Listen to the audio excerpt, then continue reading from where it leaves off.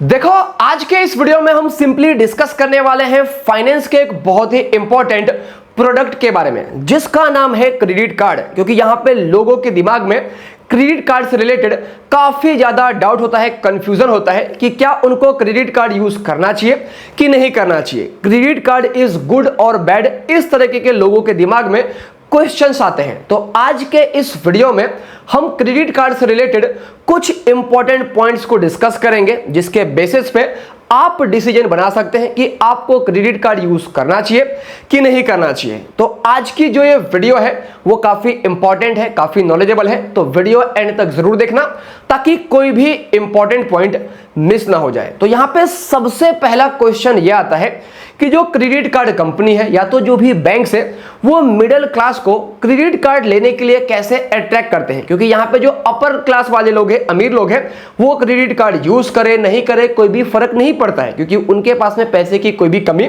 नहीं है। यहाँ पे जो लोअर क्लास है वो क्रेडिट कार्ड के लिए एलिजिबल है ही नहीं, तो उनके पास में कार्ड ही नहीं है, तो उनके बारे में हम बात ही नहीं करेंगे।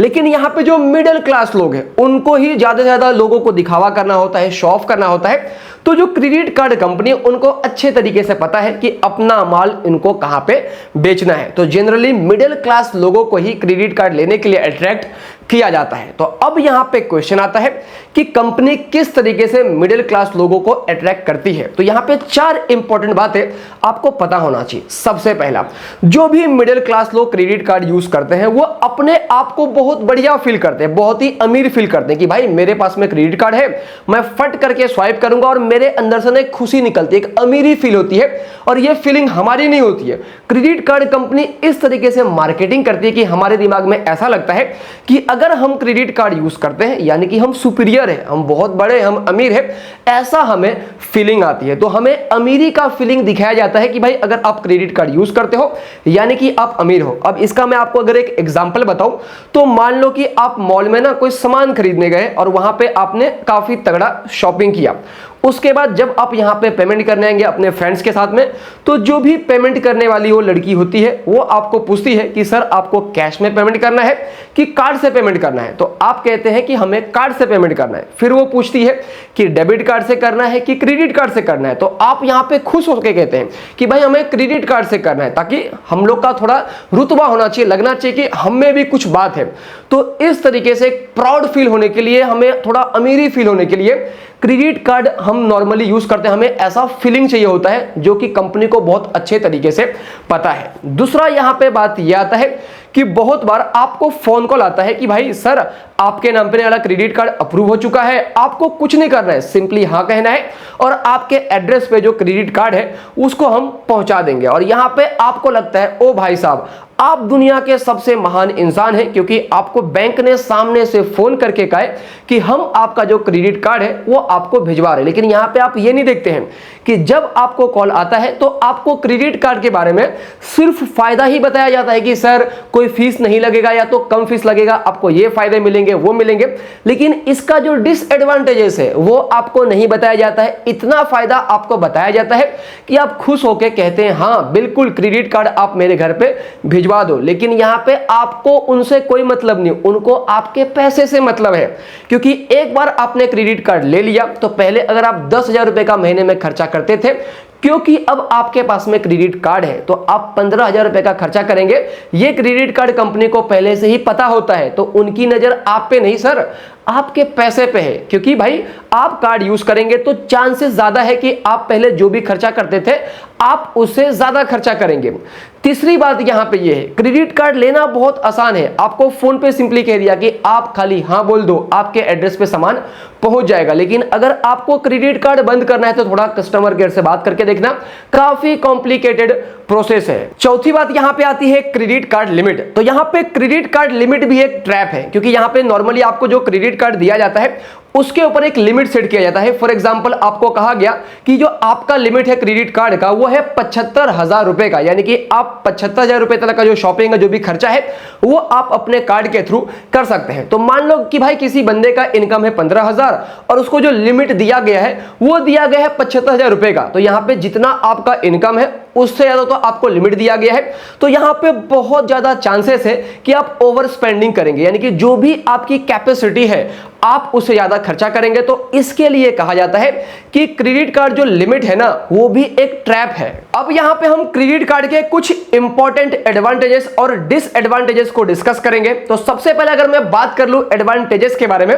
तो यहां पे जो सबसे पहला पॉइंट है वो है interest free period of 45 days, यानी कि आप क्रेडिट कार्ड के थ्रू जो भी एक्सपेंसेस करते हैं, खर्चा करते हैं, तो यहां पे आपको जनरली 45 डेज का समय मिल जाता है, उसके अंदर में आपको पेमेंट करना होता है। सेकंड पॉइंट है ईएमआई ऑप्शन, यानी कि आप क्रेडिट कार्ड के थ्रू अगर बड़े अमाउंट का कोई भी परचेस करते हैं, मान लो 50,000 का, 60,000 का, तो आप उस पैसे को ईएमआई में कन्वर्ट कर सकते हैं और आप हर महीने ईएमआई के थ्रू उसका पेमेंट कर सकते हैं। तीसरा बात यहां पे आता है लोन्स ऑफर, यानी कि आप जो भी क्रेडिट कार्ड यूज करते हैं तो आपके यूसेज के बेसिस पे आपको डिफरेंट अमाउंट का लोन ऑफर भी मिलता है। फॉर एग्जांपल आपको मान लो 2 लाख का लोन ऑफर मिल जाएगा जो कि प्री अप्रूव्ड लोन होगा कि सर आप खाली हां बोलो, आपके अकाउंट में विदाउट पेपर वर्क में पैसा ट्रांसफर करवा दूंगा, यानी कि easily without pre approved loan में आपको बगैर किसी पेपर वर्क के 1 सेकंड के अंदर आपके अकाउंट में पैसे मिल सकते हैं। तो इस तरीके के लोन ऑफर भी मिलते हैं। चौथी बात यह है कि अगर आप अपने क्रेडिट कार्ड को सही से यूज करते हैं, टाइम पे पेमेंट करते हैं, तो यहां पे जो आपका क्रेडिट हिस्ट्री है वो भी इंप्रूव होता है। अगर आपका क्रेडिट स्कोर अच्छा होगा तो फ्यूचर में अगर आपको लोन की जरूरत होगी तो आपको आसानी से लोन मिल सकता है। उसके अलावा क्रेडिट कार्ड के ऊपर आपको डिफरेंट कैशबैक ऑफर वगैरह भी मिल जाते हैं।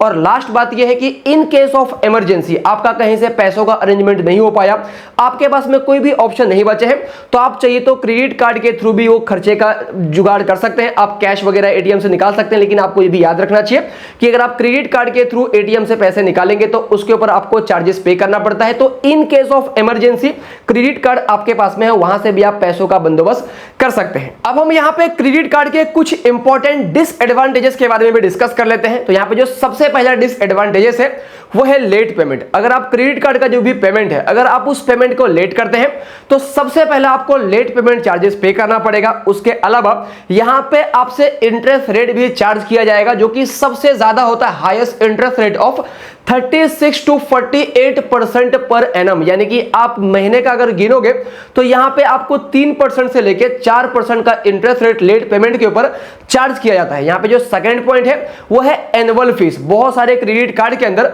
आपको एनुअल फीस पे करना पड़ता है, लेकिन कुछ कार्ड ऐसे भी होते हैं जहां पे एनुअल फीस आपको पे नहीं करना पड़ता है। तो जब भी आप क्रेडिट कार्ड के लिए अप्लाई करें आप एनुअल फीस के बारे में जरूर पता कर ले। तीसरी बात यहां पे आती है ओवर स्पेंडिंग। अब मान लो आपके पास में क्रेडिट कार्ड नहीं है और आपके पास में सिर्फ अकाउंट में 10,000 रुपए ही पड़े हैं, तो अगर आप शॉपिंग करने जाओगे तो 10,000 के अंदर ही सामान लेने का सोचोगे, आप अपना दिमाग उसी तरीके से चलाओगे। लेकिन अगर आपके पास में क्रेडिट कार्ड है तो डेफिनेटली आप सोचोगे कि भाई 10,000 का काम तो यहां से हो जाएगा, अगर और पैसों की जरूरत पड़ेगी तो मैं क्रेडिट कार्ड के थ्रू यहां पे खर्चा कर लूंगा। तो यहां पे आपका 10,000 का कैपेसिटी था, आप यहां पे अपने कैपेसिटी को इंक्रीज करें तो यहां पे ओवर स्पेंडिंग की वजह से आप कर्ज के जाल में फंस सकते हैं। उसके अलावा यहां पे चौथी बात आती है कि अगर आप अपने क्रेडिट कार्ड का जो भी पेमेंट है टाइम पे नहीं करते हैं तो यहां पे जो आपका क्रेडिट स्कोर है वो कम हो सकता है और इसके वजह से आपको फ्यूचर में लोन वगैरह मिलने में प्रॉब्लम हो सकता है। उसके बाद यहां पे फिफ्थ पॉइंट आता है क्रेडिट यूटिलाइजेशन रेशियो। अगर आपका क्रेडिट यूटिलाइजेशन रेशियो ज्यादा होगा तो उसके वजह से भी जो आपका सिविल स्कोर है वो नीचे गिरते चले जाएगा और फ्यूचर में आपको लोन मिलने में प्रॉब्लम हो सकता है। तो यहां पे बेसिकली कहा जाता है कि जो आपका क्रेडिट यूटिलाइजेशन रेशियो है वो 30% या तो उससे कम होना चाहिए। फॉर एग्जांपल अगर किसी पर्सन का जो क्रेडिट कार्ड का लिमिट है अगर 1 लाख रुपए का है तो उसको 30,000 या तो उससे कम का स्पेंडिंग करना चाहिए। अगर उससे ज्यादा का स्पेंडिंग करेगा तो यहां पे यह माना जाता है कि आप क्रेडिट कार्ड के ऊपर ही ज्यादा डिपेंडेंट है, जिसके वजह से जो आपका क्रेडिट स्कोर है वो नीचे गिरता है और फ्यूचर में लोन वगैरह मिलने में प्रॉब्लम हो सकती है। उसके अलावा यहां पे जो 6 पॉइंट है वो है minimum payment is a trap. आप क्रेडिट कार्ड के थ्रू जो भी स्पेंडिंग करते हैं तो जब फाइनली पेमेंट करने की बारी आती है, आपका क्रेडिट कार्ड का जो बिल आएगा उस बिल को जो पेमेंट करने की बारी आती है तो यहां पे आपको 2 ऑप्शन मिलता है। पहला आप ये कर लो कि जितना भी आपका बिल बना है आप पूरा पेमेंट एक साथ में ही कर दो। दूसरा आपको ऑप्शन ये मिलता है कि आप मिनिमम पेमेंट अभी कर दो और बाकी का जो आपका पैसा होगा वो आप बाद में पे कर देना। तो जो मिनिमम पेमेंट आपको अभी करने बोलते हैं 500,000 रुपए का, आप उस चक्कर में ना फंसे, क्योंकि अगर आप हर महीने मिनिमम पेमेंट ही करेंगे तो मैक्सिमम आपका इतना हो जाएगा कि आप कर्ज के जाल में फंसते चले जाएंगे, फिर आपको लोन लेना पड़ेगा, दूसरे क्रेडिट कार्ड, ये वो बहुत दिमाग लगाना पड़ेगा, आपका बहुत सारा पैसा वेस्ट हो जाएगा। तो इसके लिए यहां पे कहा जाता है कि आपकी जितनी कैपेसिटी है ना आपने उतना ही खर्चा करें और समय के अंदर ही उस पैसे को पेमेंट करके सारा चीज खत्म कर दे। अब यहां पे at the end of the video मेरा ओपिनियन यही है कि अगर आप क्रेडिट कार्ड यूज करते हैं तो आप उसको रिस्पॉन्सिबली यूज करें, यानी कि आपके ऊपर एक रिस्पॉन्सिबिलिटी होनी चाहिए। किस चीज की रिस्पॉन्सिबिलिटी? तो अगर आप शॉपिंग करने जाते हैं तो सबसे पहला आपने अपना बजट बनाना चाहिए। अगर आप विदाउट बजट बनाए शॉपिंग करने जाएंगे और आपके हाथ में क्रेडिट कार्ड होगा तो यहां पे ओवर स्पेंडिंग के जो चांसेस है वो काफी ज्यादा बढ़ सकता है, और यहां पे अगर आपका ओवर स्पेंडिंग हो गया तो डेफिनेटली फ्यूचर में आप कर्ज के जाल में फंस जाएंगे। तो यहां पे बजट बनाना और उसके हिसाब से ही खर्चा करना इंपॉर्टेंट है। सेकंड पॉइंट यहां पे यह आता है कि जो भी आपका हर महीने क्रेडिट कार्ड का स्टेटमेंट आता है उस स्टेटमेंट को आपको हर महीने चेक करते रहना चाहिए कि भाई आपने क्या सामान खर्चा खरीदा है। अगर कोई ऐसी चीजें हैं जिसका आपको जरूरत नहीं था, क्योंकि क्रेडिट कार्ड आपके हाथ में आपने खरीद लिया, तो फ्यूचर में आप उस खर्चे को अवॉइड कर सकते हैं। उसके अलावा अगर आप क्रेडिट कार्ड स्टेटमेंट हर महीने चेक करेंगे तो अगर आपके क्रेडिट कार्ड के स्टेटमेंट में अगर कोई फ्रॉड हुआ रहेगा या तो आपने कोई ट्रांजेक्शन नहीं किया, अगर वो ट्रांजेक्शन दिखता है तो डेफिनेटली आप क्रेडिट कार्ड कंपनी को उस चीज के बारे में बोल सकते हैं और जो भी फ्रॉड और एरर है उसको यहां पे आप कम करवा सकते हैं। और यहां पे एट द एंड ये भी मैं आपको बता दूं कि अगर आप क्रेडिट कार्ड लेने जा रहे हैं तो आपको क्रेडिट कार्ड लेते समय क्या क्या चीज ध्यान में रखना चाहिए। तो सबसे पहला, आपकी क्या जरूरत है, आप किस तरीके का खर्चा करते हैं। फॉर एग्जांपल अगर कोई बंदा है वो ज्यादा ट्रैवलिंग करता है, होटल में ज्यादा खाना खाता है, मूवी टिकट्स देखता है, तो उसको ऐसा क्रेडिट कार्ड लेना चाहिए जहां पे उसको ट्रैवलिंग के ऊपर डिस्काउंट मिले, होटल में खाना खाने जाए तो वहां पे उसको कैशबैक और डिस्काउंट उस तरीके के एक्सपेंसेस पे ज्यादा मिले, और यहां पे उसको जो मूवी टिकट्स है कुछ मूवी टिकट्स उसको फ्री मिले। तो आपकी क्या जरूरत है उसके हिसाब से ही आपको क्रेडिट कार्ड लेना चाहिए। दूसरी बात, जब आप क्रेडिट कार्ड लेने जाते हैं तो उसका क्या एनुअल फीस होगा। किसी किसी केसेस में एनुअल फीस होता है, कहां कहां पे भी फ्री भी होता है, तो उसका क्या एनुअल फीस है, उसके ऊपर आपको क्या कैशबैक क्या रिवॉर्ड पॉइंट्स वगैरह मिल सकता है, उसको भी जरूर चेक करें। और at the end read the terms and condition. आपको टर्म्स एंड कंडीशन किसी भी क्रेडिट कार्ड का जरूर चेक करना चाहिए कि भाई उसका क्या इंपॉर्टेंट ऐसा हिडन चार्जेस है, या तो अगर आप अपने क्रेडिट कार्ड को रीपेमेंट करना चाहते हैं तो उसका क्या, अगर टाइम पे रीपेमेंट नहीं करेंगे तो उसका क्या पेनल्टी वगैरह लगेगा। इस तरीके के कुछ खर्चे होते हैं जिसको आपको डेफिनेटली चेक करना चाहिए। तो दोस्तों यही थी पूरी की पूरी वीडियो। उम्मीद करता हूं आपको इस वीडियो से कुछ ना कुछ वैल्यूएबल इंफॉर्मेशन जरूर मिला होगा। तो अगर आपको इस वीडियो से वैल्यू मिली है तो वीडियो को जरूर लाइक करना, चैनल को सब्सक्राइब करना और इस वीडियो को जिनको भी जरूरत है उनके साथ में शेयर करना। अगर आपका कोई भी डाउट है तो भी नीचे कमेंट करके जरूर बताना, और यहां पे आप अपना ओपिनियन ये भी देना कि किसी भी पर्सन को आज के टाइम पे क्रेडिट कार्ड यूज करना चाहिए कि नहीं करना चाहिए। अगर मैं अपने ओपिनियन की बात कर लूं तो डेफिनेटली अगर आप एलिजिबल है तो एक क्रेडिट कार्ड आपके पास में होना चाहिए, लेकिन सही बात यह है कि आपको उसको रिस्पॉन्सिबल यूज करना चाहिए। तो दैट्स ऑल फॉर टुडे। जय हिंद दोस्तों।